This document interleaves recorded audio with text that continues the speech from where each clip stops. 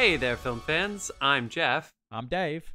And I'm John, and welcome back to The Love of Cinema, a pod in which we'll challenge one another to discuss movies, both new and old, with a strictly positive critical eye. That's right, and to avoid lazy negativity, we've decided to make this here episode a drinking game. Ooh. So anytime we say anything negative about a film or anything at all, we are going to play this sound. That buzz means that we have to take a drink, and we hope you drink along with us. So, pour yourselves a glass and let's go and find a big hip. And no, never mind. I'm not going to do that gag. They did it in the first one. I'm not doing it. Oh, nice. That's a big pile of shit. That's right, No, people. that's one big pile of shit. That's one big pile of shit. One of the best simple line readings of all time. Yeah. People, we are, of course, talking today about Mission Impossible Dominion. I mean, I'm so sorry, Jurassic World. They're blending. One of my notes very early on was that this was a very patriotic movie, because in the first 15 minutes of this movie, we went to like 20 states. I was like, oh yeah, we're going for the heartland, people. We're going for the fucking heartland. Everybody loves this franchise. We're like, Iowa. Woo! And then the ones they didn't go to, they mentioned. There's farms affected in South Dakota, Iowa, Idaho, Wyoming, Nevada.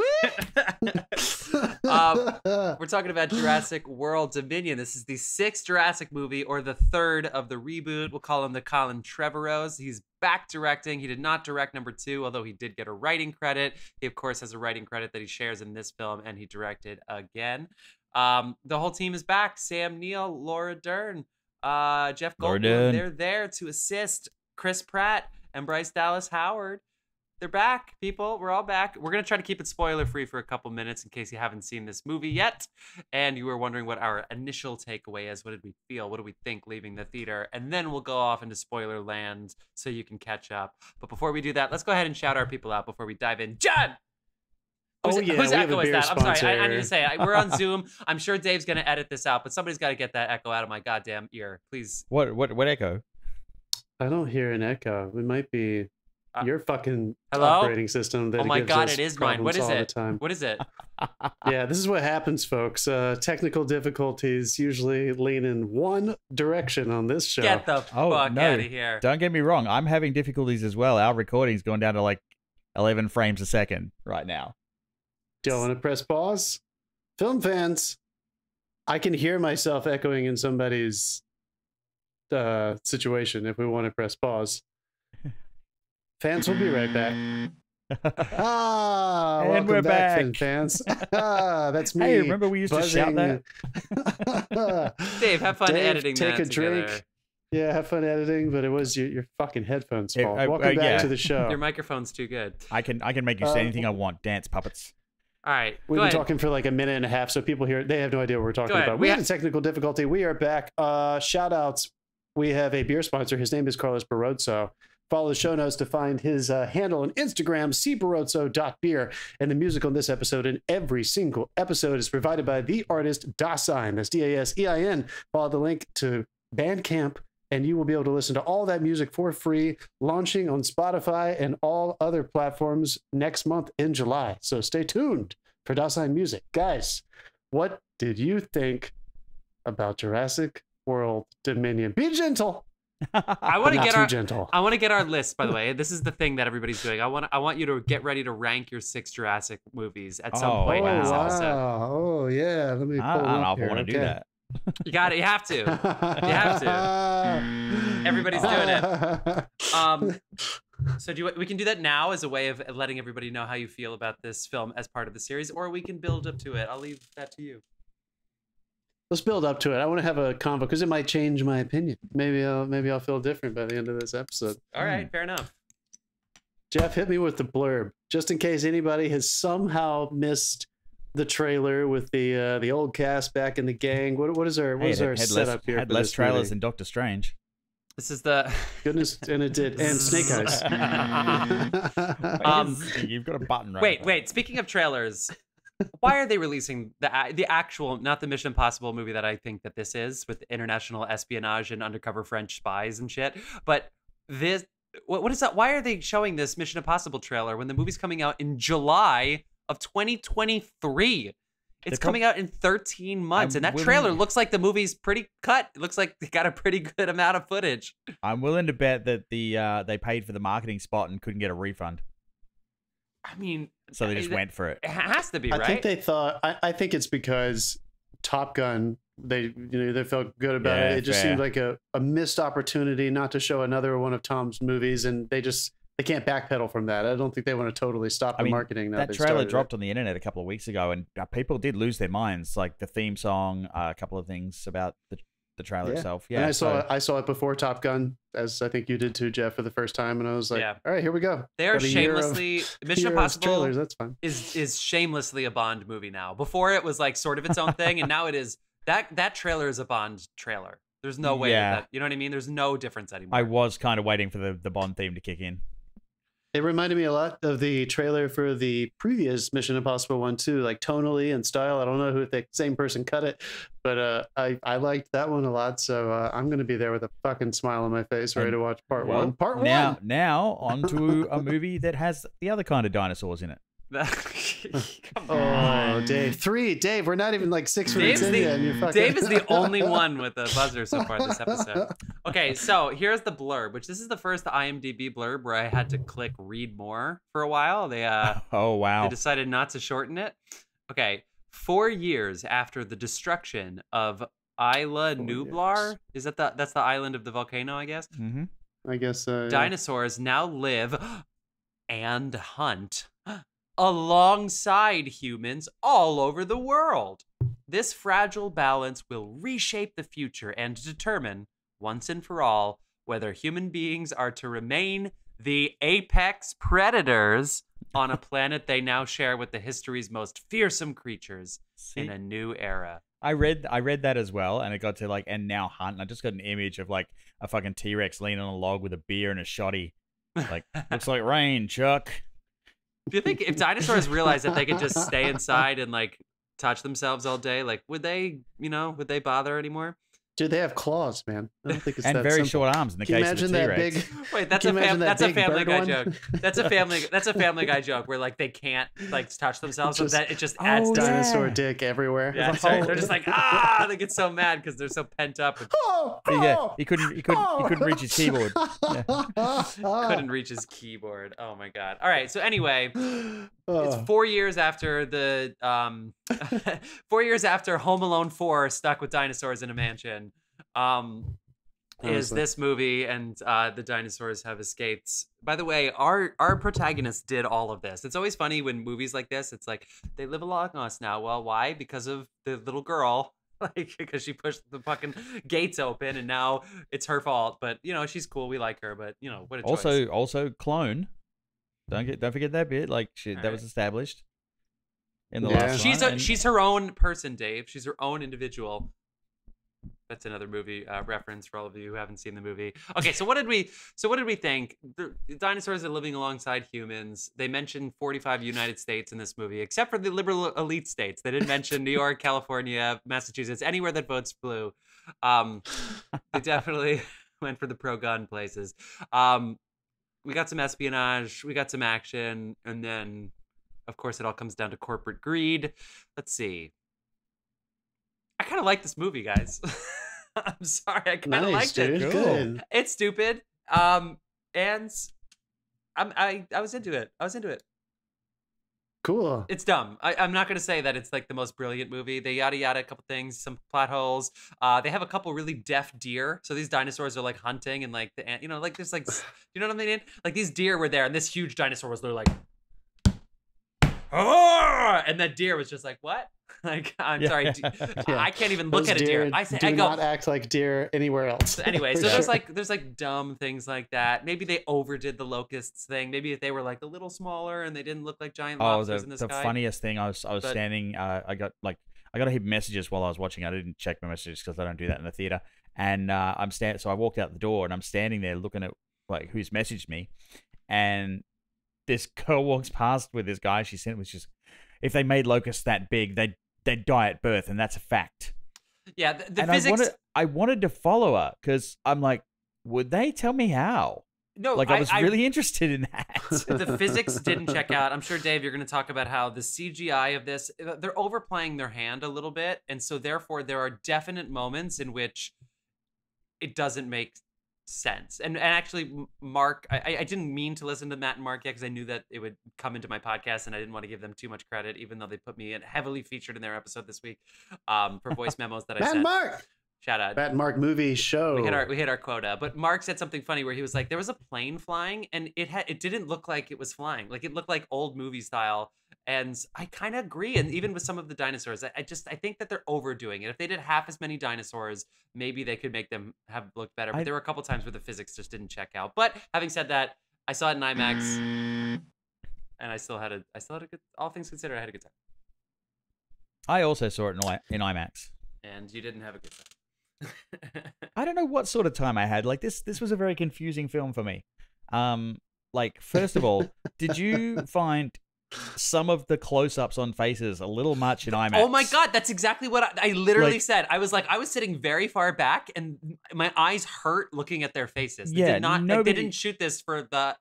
Come on, you have to think about the fact that this fucking the screen is the size of my apartment building, and if there's one face on it, that's just it's too big. Yeah, it needs the thing afterwards framed in post for IMAX because they kind of forgot to do it when they were shooting. I couldn't agree more. Yeah.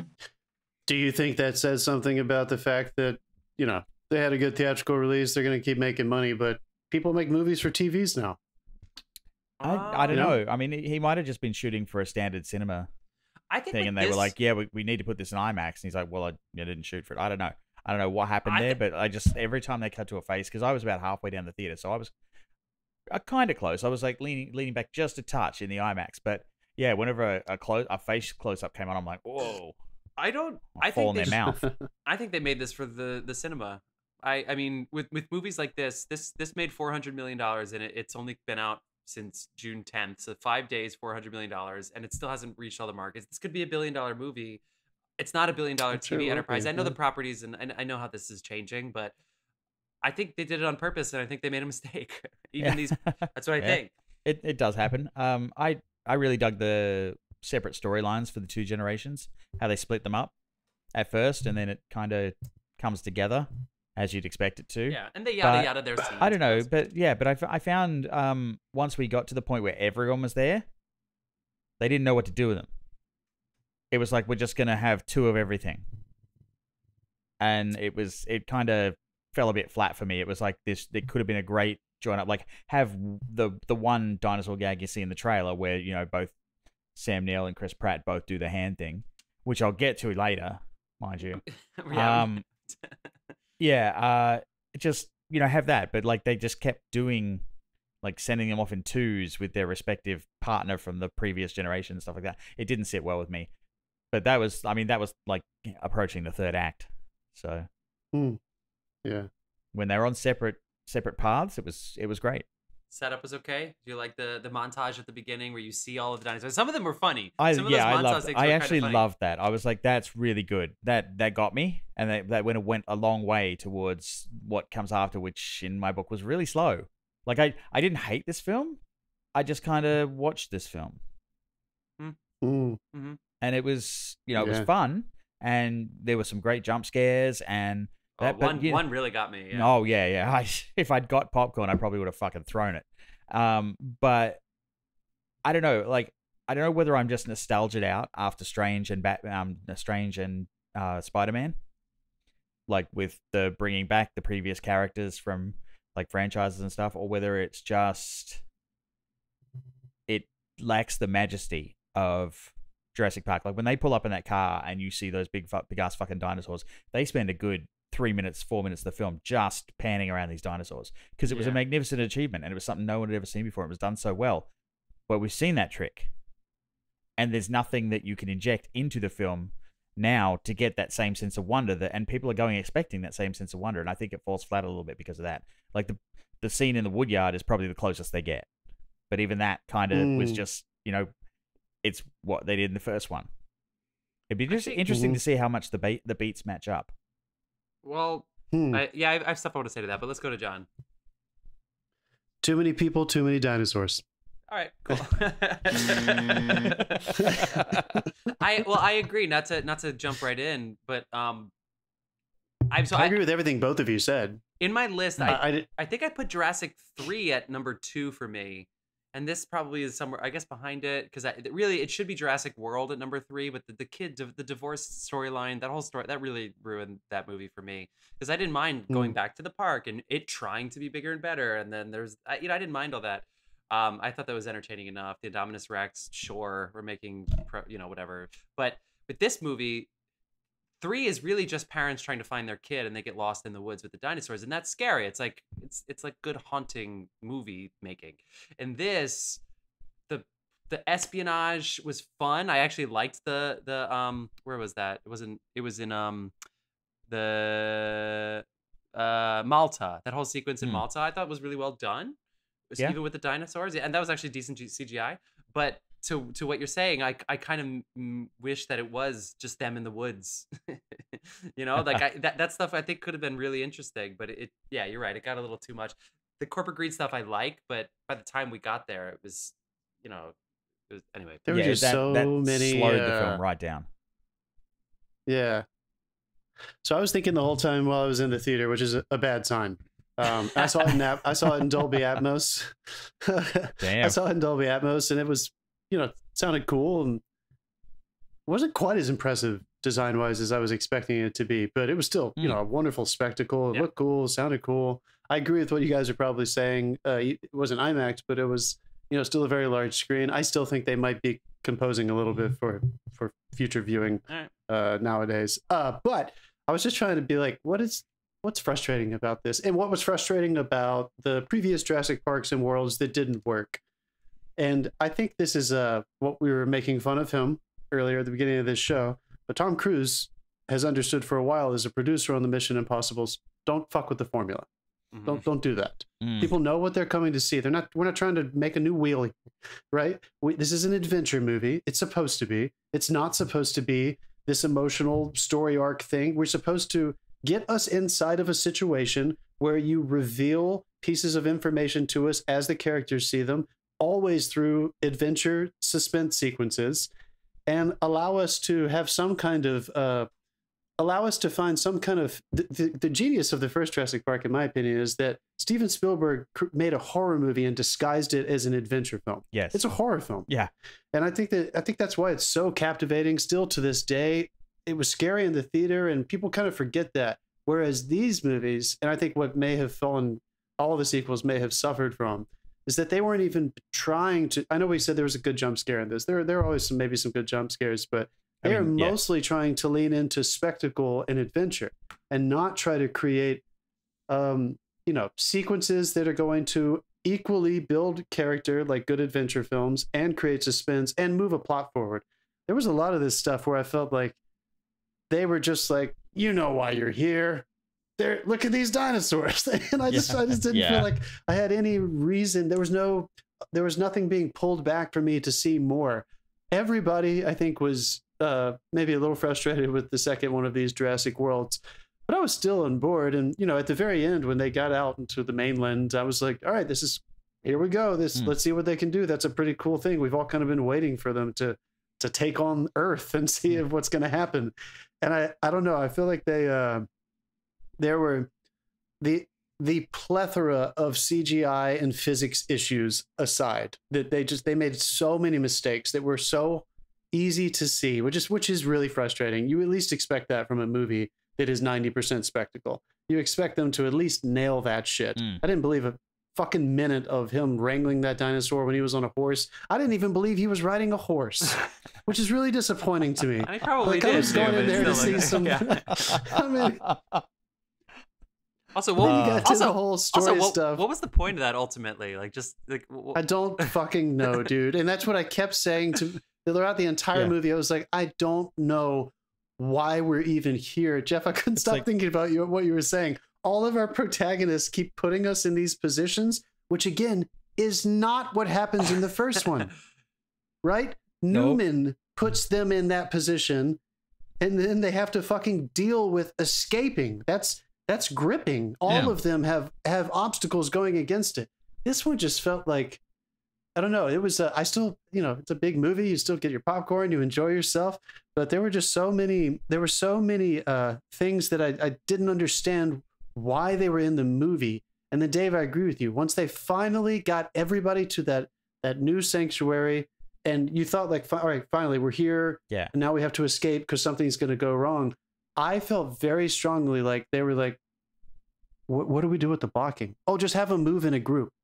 Okay. Yeah. But for this scene, let's have them split off in twos. And but what's their motivation? Why are they together? And why are they moving from space to space? Oh, I don't know. It doesn't matter. There was even a moment where, I'm going to be really specific, and I'm sorry, Colin, what's your last name, brother? Trevorrow, who I really like. Safety Not Guaranteed. I like some of his early films a lot. I think he's talented, and I think he's, he clearly understands how to make movies. But there was a moment, a cut, where the villain, the CEO character, who I appreciated his performance. I didn't mind his character in general. I thought he was used pretty well. I think they could have taken it further, where he literally is down in the sub-level. They told us where he was. Cut. In less than like a minute, he walks up behind somebody on the top observation deck, and he's like, "What's happening?" And I was like, "What? You didn't? There was no time jump there. It was like that happened several times throughout the movie, where people just were places out of that entire fucking sanctuary. They just happened to be there." And I heard something good recently that I kept thinking about whenever this coincidence was happening. We, as audience members, we catch coincidences really easily, right? People get frustrated by them in movies. The only time that they don't seem to really bother us is when it hurts the character. It can't just be like oh, good moment. A coincidence can happen as long as it negatively affects the character, because then you're still creating an obstacle with it. And I felt like every time that kind of thing happened in this movie, it was just like, sure. It was just one of those where like, oh, good, the gang's back together. Oh, look, they came out of fucking nowhere and ran into each other, and there's no more. Yeah. The stakes aren't raised because of it. It's like the door key code thing, which is not giving too much away. That like I won't go into what happens, but basically, someone is trying to guess a key code to a door, and you're like, oh, they've written themselves into a corner here. How are they? Like, he's either like, there's no way he's going to guess this, and if he does, I'm not buying it. And then they had like a cheap solution that was kind of quirky come in, and it was it just, there was a lot of stuff there that I think could have worked, but I feel like a little bit of editing let it down, a little bit of a lot of this. Sadly, I think it was the script. I think it is a lot of it, and sorry, but like it is a lot of it. I think there was a moment there where I thought they're gonna separate people into one or twos or threes, and it's gonna be a jump around movie. And they're going to have to deal with the sanctuary, this new place. Some of them might be inside, some of them might be outside. I was really excited. I thought it was going to be kind of a will they ever get together movie.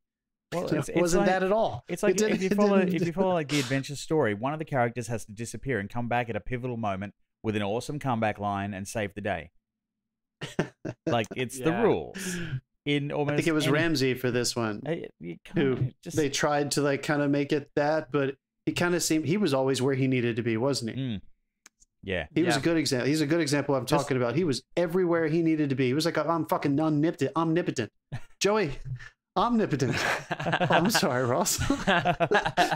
Joey, what would you do if you're omnipotent? I don't know. Probably kill myself. I just want to say about your positive just quickly. One thing that did give me a pleasant surprise was BD Wong. Of course, because I was like, every time BD Wong turns up on screen, I get happy for some reason. Well, he's always desperate in these movies. He's always begging. Yeah, he fucked up in every movie. He made a huge mistake, and he's regretting it. Yes. Also, guys, did anybody else? Is there any way that changing one Loke is? You know what I mean? Is there any way that actually works? The solution. You know what? I mean, that is where all the science is kind of pointing towards. That's a spoiler thing. RNA. We won't touch on that anymore. All right. All the spoilers. I mean, isn't that the tech behind RNA vaccines? Isn't that kind of, they're attaching? It's not quite the same. I understand that, but it is the idea of attaching something to a protein, which will affect. Once we get into spoilers, we can explain how that works. Okay. Yeah, but we don't know how science works. How about really fast before we move on from BD? We're not doctors. That's why you don't take any of the advice that came out on TikTok about the dick discussion. Oh yeah. Like, yeah. Before we go away from BD, how amazing was that cardigan? I want that sweater. Dude, that thing looked comfy as fuck. Which one? BD. A beat. Oh, a that sweater beanie. he was No, wearing, I cardigan. wanted Ramsey's outfit. I was watching Ramsey's and I was like, his outfit is better than. He looked good, man. No, he looked great. Let's talk about the biggest mystery that I want solved. Is Chris Pratt's hand magic? Why do you ask? Because he's just running around, fucking sticking it in every dinosaur's face, and the dinosaur stops and goes, "What's that?" And it's like, I'm sorry, that's not how it works, buddy. You didn't bond from birth with that T-Rex. Yeah, don't try that to like an angry pit bull. You not running from that T-Rex is consent to eat you. Dude, all right, so if we're going to open that door, for one thing, it's frustrated me through all three of these. Just they established it very early on in the first Jurassic World that like humans do this now, and I just don't buy it. But I don't know if anybody ever bought it, and it's always been a difficult thing. But Dave, you're exactly right, dude. There are so many times throughout this movie where I don't care if it's been 4 years. I don't give a fuck. We're talking about millions of years of genetic instinct. And I don't care if they tampered with it. Nobody said they isolated their instinct to kill things. Nobody said that ever in any of these movies. Yeah. And they were just kind of comfortable around these dinosaurs too often. The whole ending sequence, and we're not going to get into like details of spoilers, but the way that they maneuvered around the dinosaurs, again, I can't imagine what a nightmare that was with special effects and trying to tell them where to run and where that one is. I'm sure it was a nightmare, but my goodness, they seemed like they were very comfortable. I would have shat everywhere if we walked out in that place and there were fucking dinosaurs in the courtyard. Yeah, it'd be like there were two there. If you don't move, he can't see you. It's like, well, can he smell me? Because I fucking shit myself. And wait a second, didn't they say in the previous movie that thing doesn't have that same sight issue, that it can see movement? I thought they did. Thank you. I was like, hold on a second. That was the whole thing with the first Jurassic World, that they were like, that doesn't work. They made fun of it. Yeah. They were like, oh shit, and they had to run away from it. Do they think we're stupid? I don't know. There were multiple times where I was like, this is a little insulting. The way that they're playing with physics and stuff. It's just not. It's not working. I mean, what ILM did with the first one, everybody knows it. Like, it was really, really cool. But it was the blending of really fun, horrific camera techniques that he's a real genius at, and he's really good at playing with that kind of stuff. But something as simple as the sound design of an approaching deep vibration, like really effective, building suspense. The monster not shown. The monster not shown. A single, animatronic footprint. The puppet stepping into the mud, and you're like, my goodness, there it is. And I don't know. I felt like, Jeff, I think you're right. I feel like they went so far and they were so comfortable with this that I just think they ended up kind of eating themselves with the way that they thought the spectacle was always going to be their anchor. I think it ended up being their detriment. I didn't really care about the story because I was so frustrated by the ease of all of these they've got, CGI dinosaurs running technology around. Now. Like they were so fascinated with the fact they didn't stop to think whether they should. Yes. I think really nobody's recognizing that throwback. No. It's the first movie, dude. It's the first movie, and it's I liked his little speech. They kind of abandoned that whole theme as soon as he said it. I feel like they kind of I know it's always been his obsession, but like that's part of one reason why the first movie is so effective and why they were able to bring back Malcolm in the third one. He comes back in the third one, right? I think it's him and his daughter. His daughter's in that one. Or is that the second one? Yeah, I think it's the second. It's the second one. The third one was just like William H. and yeah. He's a real anchor for us, though, philosophically, isn't he? That like we are like, this whole thing has to be ridiculous and wrong. And it was one thing that I was always a little bit frustrated by with these in general, is that everybody knows what they were doing. They were trying to say, no, this new park, this new movie, we're not doing that. The naysayers are on a different place. We're not inviting them to the park. This is a place that's fun for kids, and the world is on board with it. I just don't know as storytelling, if you rid yourself of having that kind of conflict in a character, the person who is relentlessly saying this is a terrible idea, then there's something that's not going to be earned by that. When you have all of your believers having to just run away from a dinosaur, as opposed to the believers having been told, I told you so, there's something missing. Yeah. Well, I think that's why the story, I still I had a good enough time because it moved so fast, and maybe that was partly by design, that they just were just fucking moving. You know, honestly, it probably would have been better to simplify it and to do the usual Disney thing, which is they show where you're going pretty early on in a lot of these Disney movies, right? And Finding Nemo, you know, very early on they're going to Australia. In Up, you know that the plane with Christopher Plummer, like that is where you're going. And this one, like having to discover information the way you would in a Bond and Mission Impossible movie. Ultimately, I had fun in the theater, although I know that the rewatch isn't going to be as good. Yeah, no. But like having them all discover these things while also introducing them, and because you have to introduce so many people and then have them discover information, they gave up on trying to connect them all. So, for instance, Chris Pratt and Bryce Dallas Howard, their new life in the cabin really doesn't matter. So we didn't need them to establish much outside of the daughter. Okay, fine, we have a little familial thing going on, but it gets abandoned so fast. So you're just kind of on the move, and then the locust thing comes, but that's now the Laura Dern and Sam Neill story. And then they go, and then they all like sort of meet up. But I'm with you. Like if they almost did it Hunger Games style, where they all started at like different sides of the island, and that was the bulk of the movie, not the island, but in the little you know, and that was the bulk of the movie, that would have been great. But instead it was the final act, and it was like, then they realized they didn't have any time to really dive into it, so they just sort of let it rip. But I mean, you're totally right, man. I totally agree, dude. I do like totally this was kind of a cautionary tale for anyone working at a big firm. It's like when your boss takes the greatest minds somewhere and seals them off in a compound, there's something fucking shady going in the basement every time. Yeah. I don't want to. And everyone's just walking around with a bracelet on, going, "No, we're fine." And they needed to shut it down. So the reason that they couldn't ask existential questions, because it was like, well, we need to shut this place down because it's so obviously wrong. That's what I was saying about the locusts before. And it's, come on, the locusts are only eating the entire international crop of one thing and not the other. Like they went a little far. They got a little greedy with what they could get away with. Yeah, that was a shot at Monsanto, I'm sure. That is okay. It's a little greedy, but at the same time, what it did is everybody was. There weren't any naysayers because they were all. It was so obvious that it needed to be shut down that's all the movie could be at that point. You know what I mean? I liked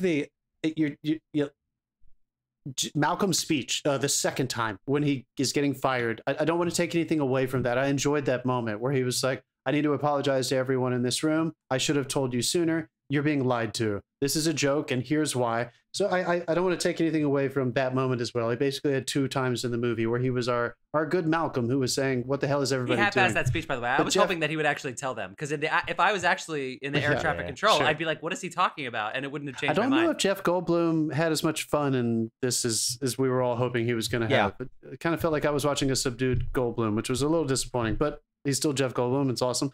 But you're right, man. The first one, the best performance ever. The first one, was told to play the character that way, like it. Maybe, yeah. I mean, he's super talented. I'm sure he was directed that way.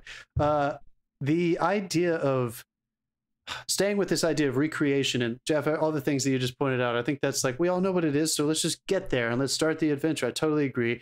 The tone in the laboratories in the first Jurassic Park is confusing because you're kind of going on that fun little ride, right? You're literally riding around, and then we go into the room with them and we meet BD Wong, and the pleasure and the content in BD Wong versus the mystery of why the hell is everybody else there was fun to me with that first one. He seems very calm. Oh, it's a velociraptor. You breed velociraptors. Like it's automatically tense. And it's not that they have this.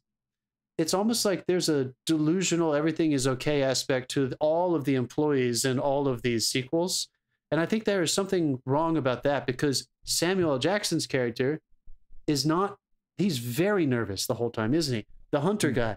Yeah. She's coming, shoot her, that guy. Right? He's not playing around at all. So he is Chris Pratt's character. Like in that version, right? It helped so much having people realize that Grant's dream and vision is very dangerous. So to immediately take away the dangerous aspect, it just kind of, I don't know. I think it just, let me try to think of one moment when they get off the plane and they haven't gone to the sanctuary yet. It's Sam Neill and Laura Dern, and she goes and she pets the Triceratops, and we're like, okay, here's a callback. I was touched. We all know that wonderful moment from the first one. And she looks up at Sam Neill and she says, "It never gets old, does it?" She gave me a little bit of and again, I'm sure all this was directed. There's no way it wasn't talked about. she gave us a little bit of it's endearing, but also like, this is kind of crazy. But I wanted them to get off that plane and be the people in the movie who were going to say, this is insane. Yeah. Like, to be the voices of reason. Yeah. To say, like, I don't care if they're all over the world. We're watching the end of this. Is insane. This isn't going to work. Can we go to spoiler alert? Can we just say this? We're going into spoilers now. So going into spoilers. All right. Going into spoilers. I'm gonna point to the very end. Not literally saying what happens, but I think the theme of this movie, which I wasn't expecting, was this fucking cheesy. We all need to coexist, and we all know why the hell they went with that theme, and it's frustrating. This isn't the fucking real world. This is Jurassic fucking Park, and the fact that it ended up pointing in that way completely took away from the tension of our brilliant minds saying, we know something you don't. This is a terrible idea. And instead it just kind of went away from it entirely. And I was so Dave, I'm totally in camp with you. I found myself just kind of watching it and just being like, I don't really know. This is a lot of who things. said yes to any of this. This is a lot of things. It's just like a lot of stuff, and it didn't really feel. It's a lot of jumbled cohesive ideas of, I watched the news this week and this happened. I watched the news this week and this happened. That's going in. That's going in. That's kind of what it felt like. Yeah. Do you think this movie? I don't know, this movie is essentially. I What's funny is, so I think there's pretty good consensus that The Lost World, which is the second movie, has great moments. I don't think anybody denies that. But they know that it ends so cheesy. This is like the beginning of my Steven Spielberg grandpa phase, right? So it's like, it's just like, it just gets corny, that last act. But the beginning. Let's remind folks, and remind me as well. Is that when they go to San Francisco and the T-Rex and the baby are like in the boat and shit? Yeah, with the baby and the. I actually like that, because the first time I watched that, it got me so good because I thought the movie was over. Yeah, but no. And just a gentle reminder: Steven Spielberg directed that one. He made that one. So no, the movie is really good. A lot of it's great. Vince Vaughn, he didn't quite find his dramatic poise that he was hoping for in the '90s when he would try to like Psycho and that. Like, I don't think he was really balling with the rest of them. But those watchtower sequences where you see the trees moving and you know that the dinosaurs coming, and then they're starting to the two T-Rexes, right? There's two, and that's a surprise. Great, nice little casual surprise. They kick off the little like RV thing that they're in is like falling, and it's a little. Yeah, that was a good sequence. Yeah, but it's a little corny, but it's terrifying. But then when they go back to San Francisco, and when the not the Coast Guard people, but whenever they're like, "Excuse me, you need to slow down," and the boat doesn't slow down, and it just fucking plows into the city, and then the T-Rex just gets out. Yeah, fucking Speed 2's it, and then the T-Rex. Everyone for mentioning Speed 2.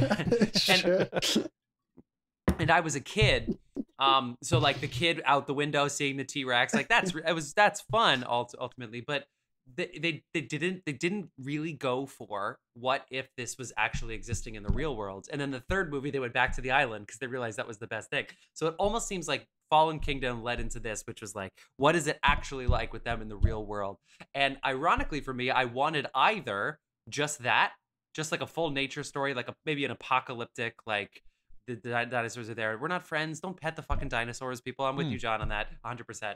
Or this company that wants to do that, because that's essentially what it is. They want like a national park, not a theme park, but they want a national park, but it's really protection for the secrets that are going on inside, so that way the feds can't just show up because they want to dinosaurs. Keep it in one spot so all the tourists can go in and pose next to them and get their arms ripped off like they do in the normal national parks we have.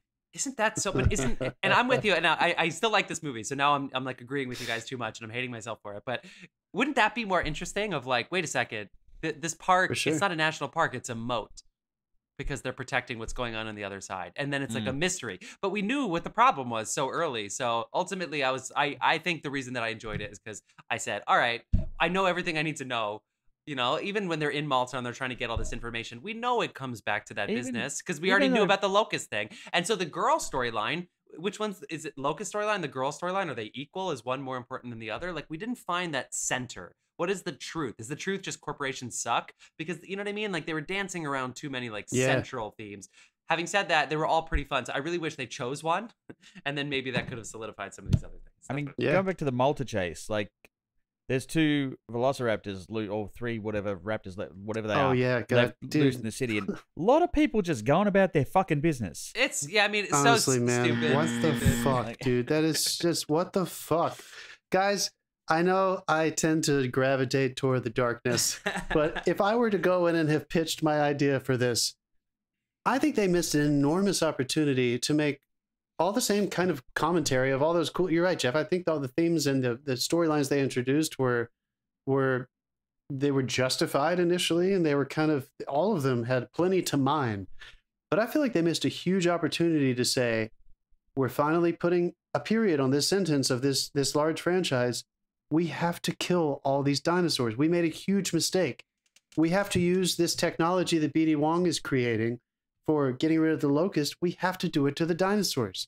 You don't coexist. That's actually, we made it. We made a giant mistake. That's what they should have done. They should have. Or for fuck's sake, at least kill one of the cast members. Everybody lives. Well, no. Yeah, you're totally right, dude. And those sequels, there is no way. Tragedy. This is the wrap up. You could write one of them off. Come on. There is. There you go, I actually guys. couldn't believe they didn't kill Jeff Goldblum. I thought he was going to sacrifice himself. Yeah. And I thought he literally was like, I will only come back if I get to die by dinosaur. There was no tragedy. And what I think, what is the last great line that Grant utters in the first Jurassic Park? Do you guys remember? I say it all the time in my head. Mr. Grant, Sam Neill walks out and says, Mr. Grant, I will not be endorsing your park. And he says, it's over. And he tears off in the Jeep. Mm-hmm. It's over. And his dream is dead. He fucked up everything. It's a huge fucking failure. And it's like we've just forgotten that there was no tragedy in this. And I think that was a big letdown. I think they had a huge opportunity to take advantage of all the science and the mystery, all that, the stuff you're talking about, Jeff. And they could have kind of subverted all of our expectations. And they could have, in a very humane way, told us sometimes we do things that are horrific mistakes. Yeah.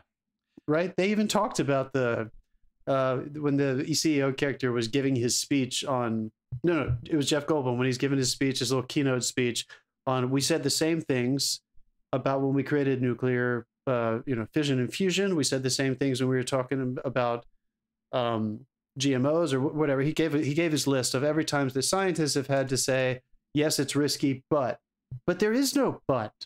We know what happened now. Yeah. There are fucking raptors running around in Malta. Nobody's right. They're still going around. Yeah, I got to pick up and some those, those are yeah. super raptors, which again were trained, Super raptors. which is ridiculous. Also, again, like introducing a literal Bond villain character who has the laser pointer for these raptors, ridiculous, and then just you're under arrest, done, and she's out. Dude, you're she's totally done. right. Like that was so weird. It's like your watch has ended. Fuck off back to your trailer. See ya. Oh, Dave, good call, dude. I totally forgot about it. I was like, what the hell is she doing here? Cut and then a thread off. Yeah.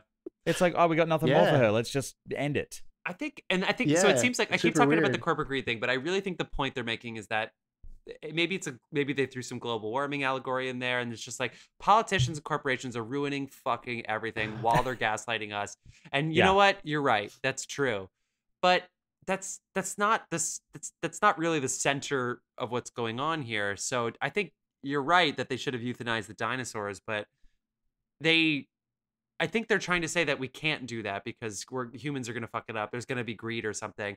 But I think trying to kill them off is probably better than assuming that a rhinoceros and an elephant are just going to chill out together in Kenya at the end when they're literally like, look, we're all going to get along. And it's like, no. Yeah. All right, I will say that moment. All right, we're talking about the very end of the movie, folks. I genuinely, I have a lot of criticism here, but I still had a smile on my face. I did not like that ending montage or that last message. I was like, wow, they were terrified to do something bold. They just went with the safest thing. Right, but yeah, and if they were like the Mission Impossible movies, Mission Impossible blew up the Kremlin. So it's like, it's okay to like there's the kid petting the dinosaur at the end. There's a kid petting the dinosaur. How much did you think that dinosaur is about to bite that eye off out of that kid? That kid's losing a nose. Like there's no point of the nose on that kid after that. I will make an interesting point. Someone pointed out that that no one ever really tried to copy the Jurassic Park franchise. There was never like you know how they had 2 volcano movies in the 1 year and then like everything, all that sort of stuff. I would say it's a more interesting point that nobody ever tried to copy this franchise except the franchise itself. Huh. Interesting. Yeah. And I got away with it. I don't want to sound like I'm being so negative. You're no, right. you're getting away with You're it, dude. If I was like, I would love to meet Colin, one day and ask him, what were your conversations like with Steven Trevorrow? Yeah. Colin T. I would love to ask him, like, what were your conversations like when you were meeting with Steven Spielberg? And he still has, executive producer credits on all these movies. So I think DreamWorks and Paramount might distribute them, and I think DreamWorks does have a huge hand in making them. And I just want to ask him, like, what were those conversations like? Because it feels like I think it's awesome that Steven Spielberg was so supportive of people trying to take this IP and try to do some different things with it. It's really fun. We all love going to these movies. They mean a lot to us. Michael Giacchino's, whenever he brought the theme back, I wish he would have done it a little bit more. It still touched me. Not my best, not my favorite score. I think he copped out of it. He kind of dropped the ball for me there. I don't really. You know your temp tracks. Didn't it feel like he just temp tracked this movie? Like, I feel like he just took any stock like sounds and was like, yeah, this is kind of horror-esque. We'll just do that during this. It kind of made me think about what you were saying with his score to Batman, that it was so repetitive and so simple that they used it so many times. And my brother and I were talking about this recently. I'm glad you listened to our. It's still really fun. So we're going there. I'm glad you listened to our Batman episode, John. That was really nice of you, considering you were a part of it. Yeah. Jeff, you still have a drink penalty. Oh shit. I did listen to it. Anyway, I did like what you said about it, but my brother and I were talking about this recently, about how like this just deception that everybody has that John Williams writes like catchy, easy music. Like, it's not true at all. He rips off, but like he rips it off brilliantly, and he writes extremely complicated modulations and conversions of all these themes that he creates. He is a theme-based writer, but what he does with them in texture, structure, and sometimes, chord-wise, he might change like the key and everything. For the moments, it's so effective. And I don't feel like the themes that Michael Giacchino wrote this time, I don't know if they lent themselves to what they were doing. And in his defense, I don't think he understood what was happening story-wise all the time, because sometimes there were things happening where I wasn't sure what we were supposed to even feel. The music would come in, and I kept thinking, like, we're about to go somewhere, and we didn't. We haven't finished CG on this. Just write something. Screen goes black in the room. Honestly, that's a shame. But I don't remember what I was saying. But, the conversation with Steven Spielberg. I guess I would just be curious to know, like, there's no way he didn't pitch a giant idea of what the new world of Jurassic Park could be like. And I'm just curious if Steven said, that's a great idea, let's do it. I'm sure or there's if a photo he kept saying, like Spielberg and Scorsese laughing over a table going, I told him it was great. Dave, I had to buzz, even though that's cute and funny, and I wouldn't be super shocked. I mean, I don't know. I just feel like it's always been kind of a puzzle to me why these last three, because I think 2 and 3, they're flawed. Everybody knows they're not as good as the first one. We're not saying they're not, but I think there is a little bit of them tonally that tries to capture some of that horrific energy at some moments. 100%. And I have never felt that way with these Jurassic Worlds. They are just for fun. And maybe that's exactly what everybody wanted. Maybe that was their intention. But I think ultimately it kind of cut them off at the knees. I think because they set that up in the first 2, if they had gone with a darker, let's euthanize all the dinosaurs. Whoops. Somebody just buzzed. I think if they had gone with those, it would have been strange. If people would have been like, why did they make it so dark at the end? Whereas, not to reference them again, but they've made a bunch of IP. Marvel's progression towards the last few movies really was setting us up for people are going to die.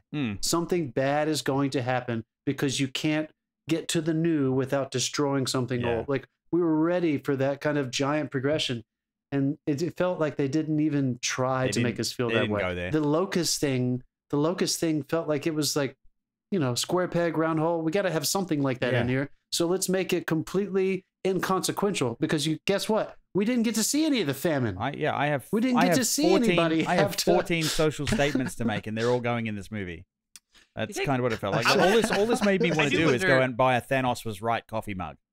I want to know if if they were mad, because there's definitely some Star Wars Rian Johnson comparisons to this, which I actually think just in the sequence of the three, I think that it actually does sort of track with the returns, where the first one back, it had the hits. The hits came quicker, so they weren't as slow burny as the originals, the OGs. So A New Hope and Jurassic World. And then the second movie just missed. It just, they made one decision and that missed. If it was just a volcano killing dinosaurs movie, I was kind of touched watching the Brontosaurus get fucking lavaed and smoked to death. That was kind of touching. But the fact that that movie was just left behind. Okay, moving on. I was like, Brontosaurus burgers. Dave, get the fuck out of here.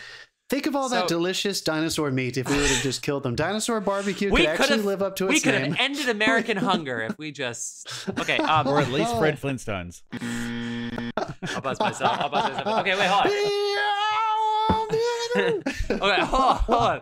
I'm trying to make my point. I wonder if they really kicked themselves with that really just throw away, oh, she's a clone line in Fallen Kingdom.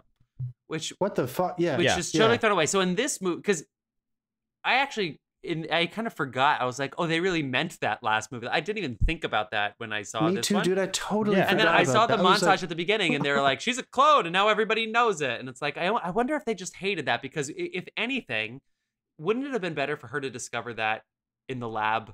To let BD Wong like tell her that she's a clone, as opposed to like this weird fucking psycho who just said it just so that the final moment could pack a little punch. But like, it didn't change anything about the movie. I enjoyed her journey a little bit, where she would like, at first she was like, I don't have parents. I was created in a lab. And then for her journey to find out that she was actually did have a mother.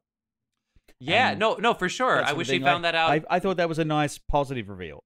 No, I liked her storyline. I just wish she found it out later. I wish she was confused. I wish there was more for us to discover. It seemed like we knew what we were getting into pretty early on. That kind of wrapped up all of a sudden as well. It just kind of, okay, we're done with that. Bye. And it never really was relevant again. She had the emotion. I kind of don't like that. In a movie that the whole setup is that sometimes science goes too far.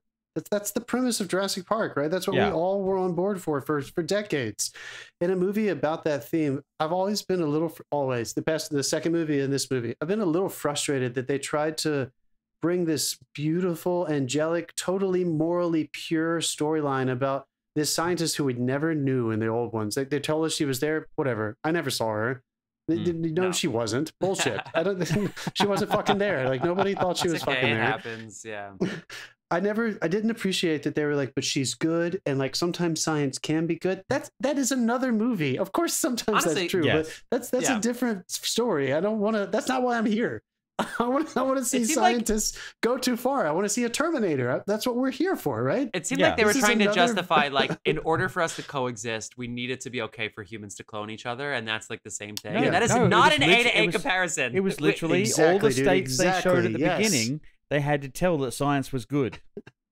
We know. We've already seen 5 of these movies where they've been trying to explain to us like the benefit of this. Like, I still had fun in this movie. Stop trying to bring me down, you motherfuckers. I'm buzzing both of you. Stop trying to bring me down. I said it was stupid, and I still had fun because I accepted how stupid it was. You guys couldn't accept it. No, I'm still gonna say, look, no. There are problems with this. This is how strong this IP is. Even though I was this critical of the movie, and like I didn't have a bad time, you guys. I had fun in the theater. But even after I had all these criticisms swirling around in my head the whole time, I still walked out of the theater and I thought to myself, might be time to rewatch every Jurassic Park movie. Well, that's an interesting point. Like, given if we take into account these 3 now, would it have made as far as it did in our franchise face-off? No. You're right. We did not include these movies. It was on purpose. We talked about all these things. For anybody who doesn't know the Corona franchise face-off, you should check it out. Episodes 3 through probably 30. Yeah. I don't know how long that was. It's like 4 through 16, I think. But yeah. Yeah, we chose not to include them because we started that, before this latter half had concluded, and we didn't even seriously consider it. I think we kind of... No, the Cornetto trilogy made it over this. Those are 3 excellent films. That's why, dude. That's fucking... Austin Powers, really good movies. We talked about it in our wild card week, and we said no. He said no to it. And I just rewatched it, and the story of the Jurassic Worlds, the story, I was like, this can't be in our fucking. It can't be in the. Which is crazy because I think I have some friends who are big fans of the books, and they love the book to Jurassic World. That's what's always been the weird irony, is that apparently the book fans think that's the best book. Yeah. And Steven still was at the helm, and for whatever reason, it didn't really make the same impact that the first one. The kids in the first movie were there to be surrogates for other kids, but the big kids, the big people, were in charge. Those two kids had way too much power over this movie, and then what that did to Bryce Dallas Howard's like frenetic character, like, I'm so busy, I'm so tired. It's like it took away from the movie. It was reductive. I completely agree. I keep trying to tell myself I completely agree. I keep trying to learn these lessons. I don't think I'll ever get to make something this big, but if you ever at the driver's seat of something that is like this, these giant movies that deal with enormous traditional storytelling formulas, these are really good lessons, because I think there are very specific archetypes that work for these very large stories. We've referenced this kind of thing in the Star Wars and the Marvel, the Lord of the Rings, and why it works when it works, and why it doesn't work when you try to bend it too far or make it too character driven. And I just don't think it does. When you get into the details of these characters and don't let them just simply be. To be fair, all of those franchises have mistake movies. Like there's at least one in all of those franchises you mentioned that have a movie that's like not Lord of the Rings. Not Lord of the Rings. We didn't count The Hobbit in the franchise face-off. We did not count. We did not count. It's like, well, we didn't. We didn't because we wanted Lord of the Rings to compete. That's why. Oh man! All right, let's fucking do it. Jurassic Parks 1 through 6. Yeah, let's do it. Let's list it out. What do we got? Jurassic Park is number 1. I'm still mad. So, by the way, this has Rotten Tomato and Metacritic in the 30s. The original Jurassic Park has like a 60-something. Yeah, 60-something for the critics review. For the original Jurassic Park movie on Rotten Tomatoes, it's like a 68. Yeah, I mean, what the fuck? Yeah, isn't that? Wait, let me double check what it is right here. I know we're all within a certain age range, like, and shit, like it really what did Jurassic touched us. Park do to piss off the incels? All right, but Jurassic Park, man, has a 92, so I'm wrong. It was on IMDb good. where it was. Can you just buzz me because I just made everybody shit their pants here. Yeah, 92 is right. Okay. I'm not done. I forget what we were just talking about. Please, I'm in timeout after that. I forgot we fixed that buzzer so we could go off as many times as we want. All right, so I think we're all in agreement, as every human that has enjoyed these movies. Like Jurassic Park is far, far and away number 1. It's still such a good movie, even objectively. Remove it from the IP. That is a fantastic movie. And Fallen Kingdom is last, right? Fallen Kingdom's last for everybody. Quick sidebar. When I went and saw Jurassic Park, I saw it in Adelaide, and I took a friend, and she was watching it, and I can tell you, no movie's had this effect on someone since. Like in the kitchen where the raptor jumps up. Yeah. And is going for the kid. Yeah. This girl lifted her legs off the floor. Ooh, yeah. She pulled her legs up away from the velociraptor that was coming at her on screen. That's great. And then when Laura Dern does the whole power thing, and she sits back and relaxes, and the fucking raptor comes out of the wiring. Yeah. This girl leapt out of her seat and was about 8 stairs down before she caught herself and realized that she was running down the stairs. Absolute fucking panic. Like, you're totally right, dude. Great. None of those movies since has inspired that reaction. I think we're back in business. Boom! It just fucking comes out of nowhere. Yeah, dude. It's so good. Is Fallen Kingdom last for anybody, or does anybody else have anything else they would put at number 6? Lost World or Fallen Kingdom. Unfortunately, unlike the Star Wars films, I think the number 2s for both of these are Lost World. Okay, I'm putting Lost World at 5. I'll probably there's put good shit. There's good shit in Lost World. I'm just going to use numbers because I can't remember what's called what. Because to go back to go back to John's wheel analogy, we didn't need more than 4 of them, to be honest. You're totally right. Yeah. Jeff, I think I might put this one at number 6 for me, actually, if I'm being totally honest. Okay, great. Okay, we're off the rails. I don't hate any of these movies, but I think this is my least enjoyable one. So going by numbers or names, okay. Jurassic Park, obviously, at the top. 2 was a close second for me. I would put 4. Lost World, you're saying? Yeah, the second one. Okay. Yeah. I would put 4 as in the first of the The first Jurassic World. Yep, that would be number 3. Then Jurassic 3. And then I feel like it's going to be 5, 6. Okay. In order, 5, 6. Okay. I go 1, and then I actually go 3 at my number 2 spot, Jurassic Park 3. The opening with the island where the shipwreck, and the little dinosaurs is really scary. And then the fact that William H. Macy and Tay Leone go back to that with Sam Neill, I think it's like... Oh, now I remember Jurassic Park 3. I couldn't remember a fucking thing about Jurassic Park 3. It's good. It's scary. It's completely unmemorable for me. All right.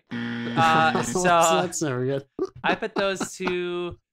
I said I was gonna put this one at number 3, but I don't know. You guys are swaying me a little bit. Maybe I changed my mind. I'll put Lost World there, but it's not because I think the movie's great on the whole. I just think it has really good moments, especially those lookout tower moments. When I was on the Fire Island has similar, where it's like you have these like towers that look out with the trees. I imagine myself in Lost World with like the dinosaurs coming a lot. So that has to mean something. 3, okay, and then Jurassic World 4, and then 6, and then 5. I think that's what it is. Okay, I think I'm going 1, 3, 4, 2, and then what have I missed? 5 and 6? Yeah. Probably in that order. Okay. Yeah. Yeah. So it's a tough call. 1, 3, 2, 4, 5, 6. I haven't seen Jurassic Park. 1, 3, 4, 2, 5, 6. Jeff, which one is Jurassic Park Fire Island? Because you really don't want to go in the bushes, you know? Yeah. Jeff, do you remember? If you see some shaking, if you see some shaking in the bushes, leave them alone. They'll be done soon. Dude, I put my Apple Music random thing on, and I was this many years old when I discovered that Village People had written a song about Fire Island. And the chorus is literally "Don't go in the bushes." Oh man, Jeff and I did a couple. We did a show out there for one summer, and you hear things in the bushes. Everything you've heard is true, folks. I mean, I've done how many years of theater? You hear things everywhere. All right, guys. So that's the end of our we did it. Jurassic World Dominion talk. I believe Chris Pratt and others said they don't want to do anymore, but this is making a ton of money, and they all lived. So we'll see. Yeah, Chris Pratt's making a good choice. All right, let's see. Let's see what you guys have been watching. It is now time to head into our segment, What You've Been Watching, where you share recommendations for the week. Dave, what you been watching? I finally got into Schitt's Creek as a short, like little half-hour episodes and stuff. I didn't find the first episode funny at all, and then it kind of grew on me. Like, and I've watched a couple of them recently, and I'm kind of on board. Nice. And I went back to, oh my god, the fucking 80s? Clive Barker's Nightbreed. I went through a little bit of a horror phase this week. It's, I mean, the creature side of the story is great. The rest of it is just campy schlock. It's kind of fun, and I think they were setting up for a sequel that never happened, and yeah, it horror, like the horror buffs love it. It's one of those horror buff royalty films, I guess, and not anything to do with movies, but I went and saw 6 on Broadway last night. Last night? Wait, do you have 6 a.m.s every week? That's tough. Yeah, I do. It's fun, well, though, fortunately, right? 6. How was it? It doesn't have an intermission, and then the curtain was at 7 p.m. So I was out of there by 8:30. What a dream! Yeah, it was great fun. It's absolutely great fun. Highly recommend. Come to Broadway, see these guys. They're struggling. Like they're not struggling. The house was full, but like come and book your show. They're back. They want to keep working. They haven't been working for 2 years. They use all the fucking help they can get right now. Who's your favorite? Who's your favorite queen? Who's your favorite queen? Anne Boleyn. Yeah, she got the funniest lines. It's funny, yeah. Yeah. All right, John, what you been watching? So I missed last week. I am seeing Crimes of the Future I just tomorrow night. Last week when we asked John what he's been watching, what did you say, John? I wasn't there last week. No, we asked you to send us a thing or whatever. Yeah, and I believe you said you've just been watching British Bake Off. I said I've been watching the Great British Bake Off. So next week on the show, John will be cooking a Christmas frangipani tart. You know what? If you don't watch that show, with fucking tears in your eyes in the last 10 minutes of every episode. They're so kind. I bag everyone out for the reality TV. Even I've watched at least 4 or 5 seasons of the fucking Great British Bake Off. So this is for me. It's pretty tough. Anyway, we watched that. I'm seeing Crimes of the Future tomorrow night. I finished Ozark. Anyone who was listening, I was watching it and catching up on that. I'm sold on that one. Good show. Don't know if I loved the final punctuation, but it was a really good show. I think I'm still in season 1. I stalled. Like I did a Breaking Bad with that one. I kind of stopped. Yeah. It's heavy. Yeah. Next pandemic. It is very heavy. It was a sad watch. Unlike Breaking Bad, there's a lot of like suspense and kind of like, oh, this is fun to watch. Like there's a fun kind of masochistic aspect to watching Breaking Bad. This was really tragic. It is a tragedy to me. It was sad for sure. I had to take a few days off here and there because I was very sad, like genuinely like this is bothering me how sad this show is. In a good way. It was very effective. And I have been watching like 287 million other people around the world. I have been watching Stranger Things. I am got about 2 episodes left. Nice. I am about to hit episode 4, which I'm told is the big one. It is a big one with time. It's an hour 17. It's the running up that hill episode. And that's all I know. But yeah, it's a good one. I do like this that they've I like that this season they've really allowed the story to determine how long the episode's going to be. Some of them are like a little under the hour, the traditional, and some of them are over, and it's pretty cool. So I'm enjoying it. There are a lot of people watching that show. That is crazy. Yeah. That is an enormous amount of human beings. Yes. Yeah. Watching a single show. Netflix is I cannot imagine what that would feel Netflix like. is like, thank God, everybody. Netflix is kind of like, subscriptions have dropped, and then 50 billion people watch Stranger Things. They're like, fuck it. Yeah, it's fucking crazy. And I don't think I'm alone here. Definitely not in this little circle. Jeff and I watched the premiere of 3 together with some other people. I was not a big fan of season 3. I thought they kind of let me down with that one. So I'm enjoying this season. It's fun. How about you, Jeff? Season 3, they did the same thing. They introduced all these, like some of the other numbers, and then just abandoned it. I hope that comes back at some point. Yeah, as I was saying to Dave, like, were they fishing for a spin-off or what? Like, where'd they go? I forget if it was last week or 2 weeks ago where I was like, when you splinter out 5 different storylines, they can't all be equally good. Like some are just going to be better than others. I didn't mind Elle going back into the old world, and there's a reason for it. So keep watching, guys. I think that actually is a really good payoff. Is Elle's storyline going to Alaska and Russia with Hopper, and then Winona Ryder leaves her family. Remember, I'm only up to episode 3. I've only seen episode 3. Yeah, but I think that's in episode 3 where they start. They're heading to Alaska. Yeah, but like the fact that they're all over the world now, it's like, okay, well we're getting interesting here. But anyway, I still think it's my second. I'm not favorite interested in that storyline for sure. Exactly. Yeah. So they can't all be Elle's storyline. She's the superhero trying to get her superpowers back. I really only watched one thing this week, although I have so many Tribeca films to watch by next week, so I'll have some. I moved them all to At Home, so Dave, that one that we talked about isn't going to happen. I actually don't think that is okay. David Lynch sucks anyway. It's actually not. Well, and I can't. Joel's like hammering the button. It's a documentary about his obsession with The Wizard of Oz. I gave up my liver for that joke.